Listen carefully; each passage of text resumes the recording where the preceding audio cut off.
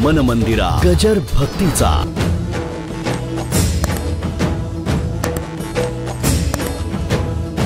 पृथ्वी, आप, तेज, वायू, आकाश, एक एक एक एक एक एक आकार आणि त्याच्या ऐक्यातून निरनिराळी सृष्टी निर्माण झाली. आता निर्माण झाली ज्या अर्थी, त्या अर्थी निर्माण करणारा कोणतरी असलाच पाहिजे ना. कोणी नाही असं तरी काही म्हणता येत नाही. आता काही दिसत नाहीत म्हणजे मी नाही म्हणायचं का? दृष्टांत जरा क्षमा करा. आता केशवराव माझ्यापेक्षा वयाने 2-3 वर्षांनी वडील आहेत. 1 वर्षाने, बरं 1 वर्ष जाऊ द्या ना. 2-3 वर्ष बिघडलं, कुठे घ्यायचं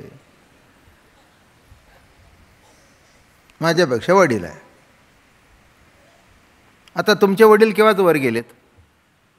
मी जर म्हटलं तुमचे वडील मला दाखवा तेव्हाच मी आहे हे मान्य करीन, तर कसं काय करायचं?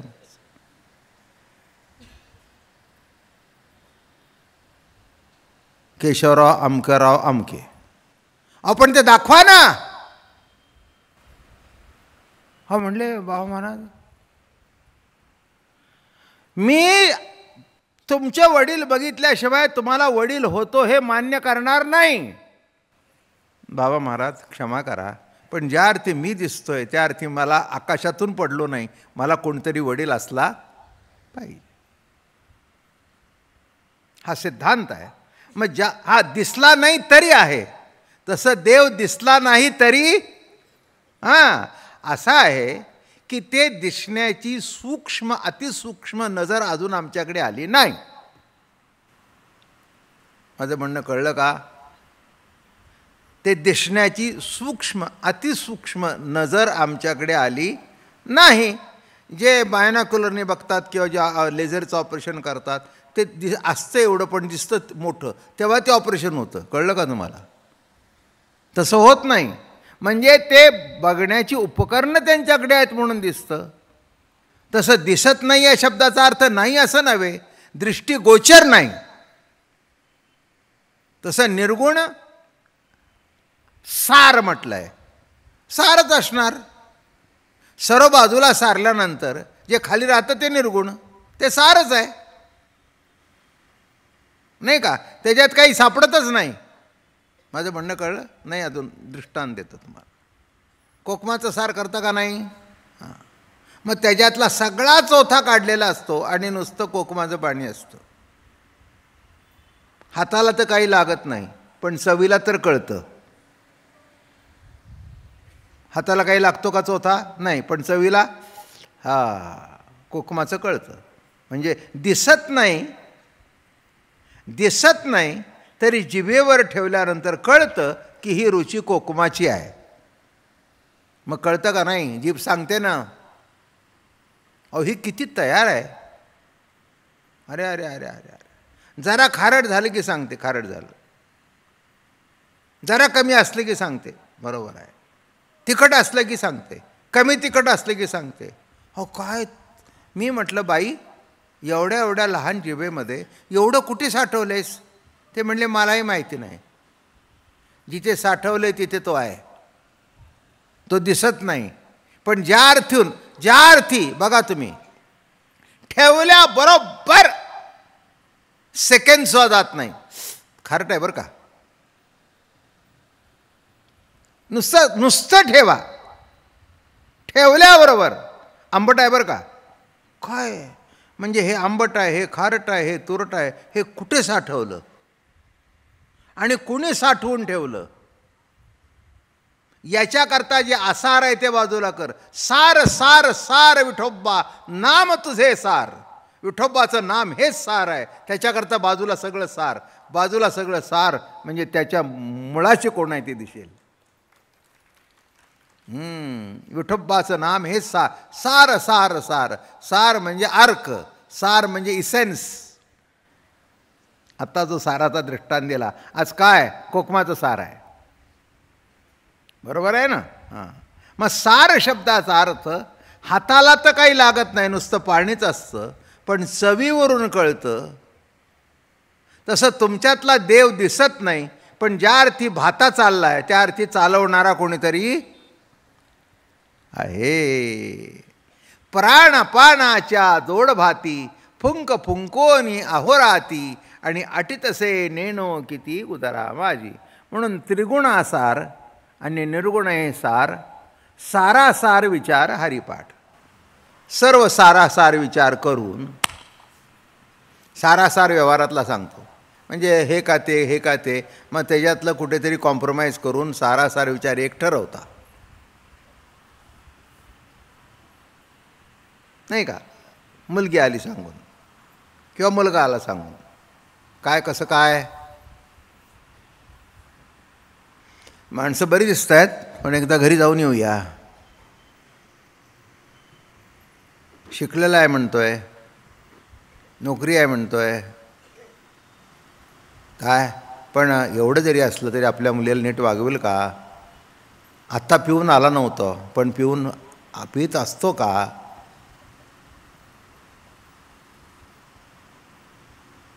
मग बातमी काढली, त्याला रोज लागते. तसा दारुड्या नाही पण रोज लागते. मग रोज लागता लागता केव्हा तरी दारुड्या होईल. मग सारासार विचार केला, या भानगडीत न पडणं बरं. 2 पैसे कमी असले तरी हरकत नाही पण सदाचारी पाहिजे. सारासार विचार म्हणजे काय सारायचं आणि काय असार आहे त्याच्यातून मधलं नेमकं निवडणं. आता मेथीच्या एवढ्या पेंड्या भरून ठेवलेल्या असतात. कोथिंबीर ही वर कर, ती वर कर, ती खाली कर, ती खाली, मधून हात घालून पुन्हा वर काढ. काय तो दुकानदारसुद्धा चिडून जातो, अहो काय सगळी लावलेली भाजी वर खाली करताय. हां अरे पैसे द्यायचे मग निवडून. अहो काय त्याच्यात काय कमी आहे. काही नाही, बायकांना पण ते वर खाली केल्याशिवाय ते मग त्याच्यातून एक काढायची. आता काय निवडली. माझ्यासारखंला तर ते काही त्यातलं कळतच नाही. मी आपलं त्या माई खरेदीला जातात, मी म्हणजे घ्यायची एक आणि टाकायची पिशवीत, बसावं गप तुम्ही. वयाने मोठे असल्या कारणाने हे म्हणण्याचा अधिकार आहे तिला. बघा बाबा तुम्हाला काय कळतं त्यातलं. हां बरं. आपला निवांत बसतो. काय इथून जाताना गाडी कधी कधी थांबते रस्त्याने, मग फुलं घे, कुठे आमकं घे. आपण काही बोलायचं नसतं, निवांत बसायचं, कारण आपल्याला सारासार कळतच नाही.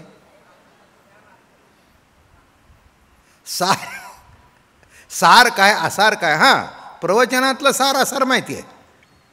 काय सांगायला पाहिजे, काय सांगायला नको, कसं सांगायला पाहिजे, कसं सांगितले म्हणजे हे 30 दिवस येतील, 37 वर्ष. हां इथला समाज कोणचा आहे. खेड्यापाड्यामध्ये जरा भाषा निराळी वापरतो बरं का. हां आणि ती वापरली की त्यांना बरं वाटतं, आपल्या जवळचं आहे वाटतं. एखादी शिवीमध्ये टाकली ना त्याला वाटतं आपल्या जवळचं.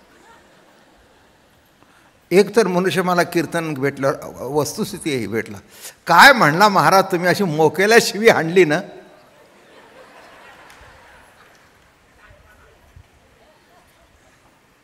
म्हटलं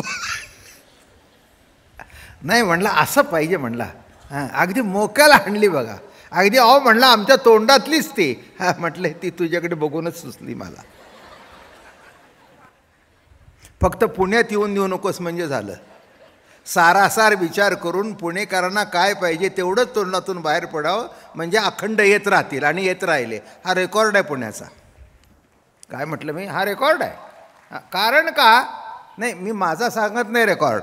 सार आसार बाजूला काढून इथल्या मंडळींना काय रुचेल, काय पटेल, पटलं जे पटणार नाही ते सुद्धा कोणत्या भाषेत सांगावं म्हणजे पटेल, याच्याकरता सारासार विचार करून शब्द सांगावे लागतात. मग सारासार विचार ज्ञानोबराय म्हणले, सारासार विचार करून एकच आम्हाला पटलं, हरिपाठ.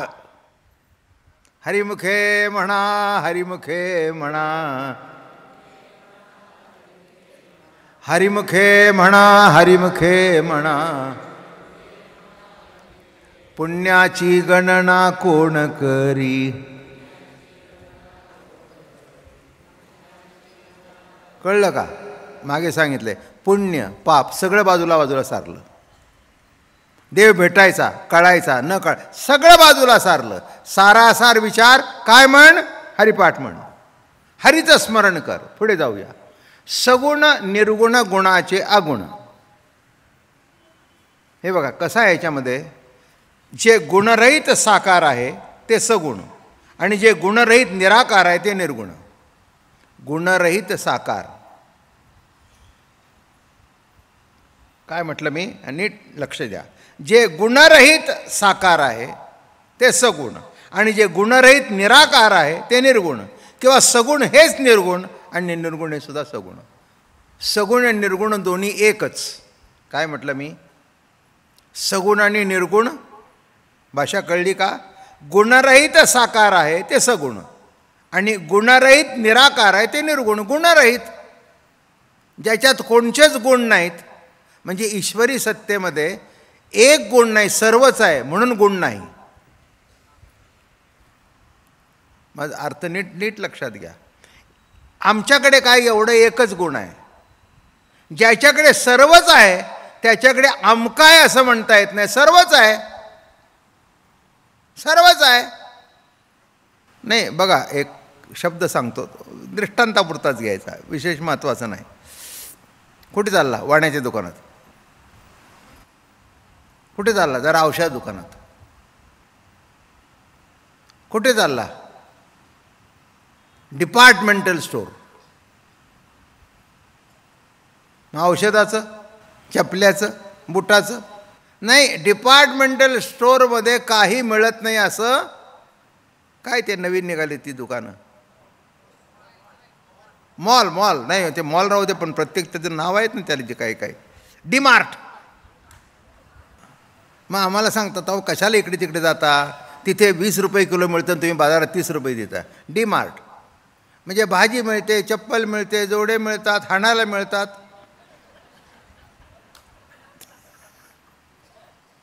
नाही, जे काही पाहिजे ते मिळतं.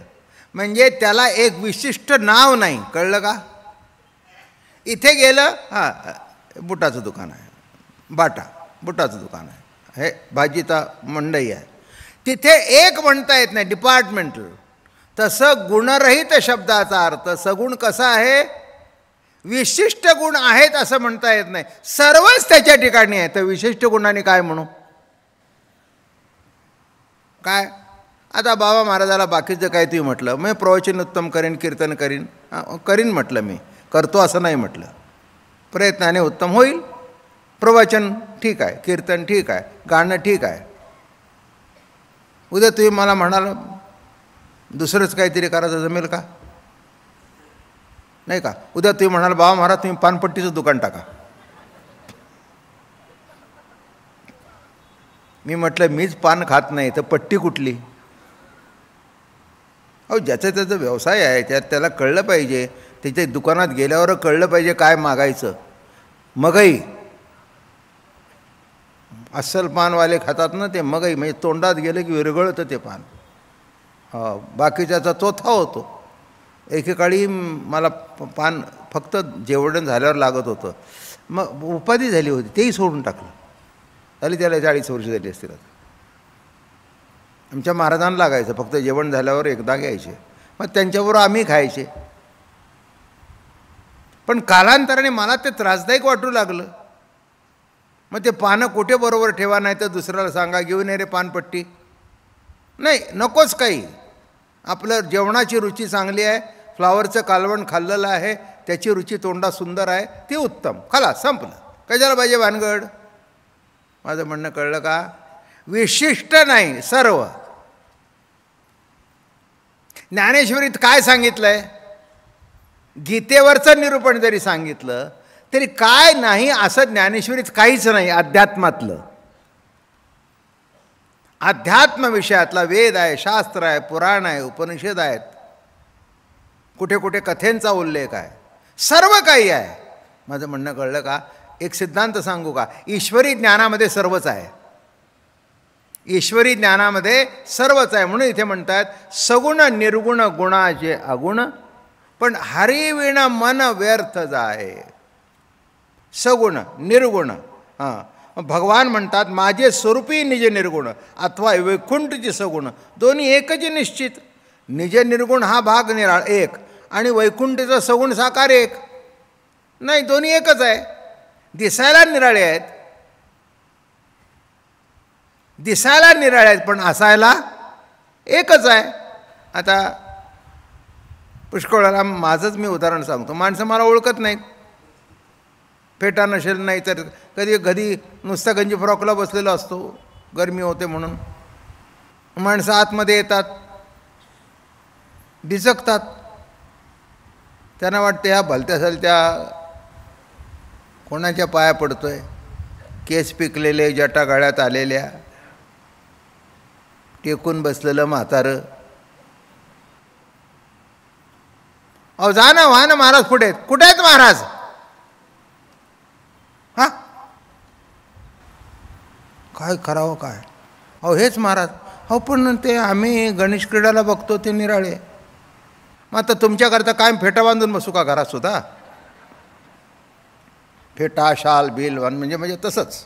मग कुठेही जायचं असेल तर असेच, बरोबर आहे? नाही, इथे सुद्धा विशिष्ट त्या गेटपर्यंत गेले की फेटा काढून ठेवूनच देतो, ते ओझं होतं डोक्याला. हां, पण काही काही वेळेला फेटा उपयोगी पडतो बरं का अशोकराव. ट्रॅफिकमध्ये जर गाडी अडवली आणि मला जाऊ द्या, आणि ते जर नसेल ना, थांबा की कुठे काही आहे, फेटा हा माझा ट्रेडमार्क आहे. काय म्हणजे आता कशा करता आगाऊ दृष्टांत दिला नाही. इथे म्हणतात निर्गुणी मीच आहे आणि वैकुंठातला सगुण मीच आहे. तसं बिगर फेट्याचाही मीच आहे आणि फेटेवालाही मीच आहे, त्याच्यात दोन काही कोणी नाही. म्हणून महाराज या ठिकाणी म्हणाले, कसं आहे म्हणाले, हरी विण मन व्यर्थच आहे. म्हणून एक कर तू, सगुण निर्गुणी एक आहे. आता तुझं मन इकडे तिकडे जाऊन देऊ नकोस. मन मंदिरा गजर भक्तीचा.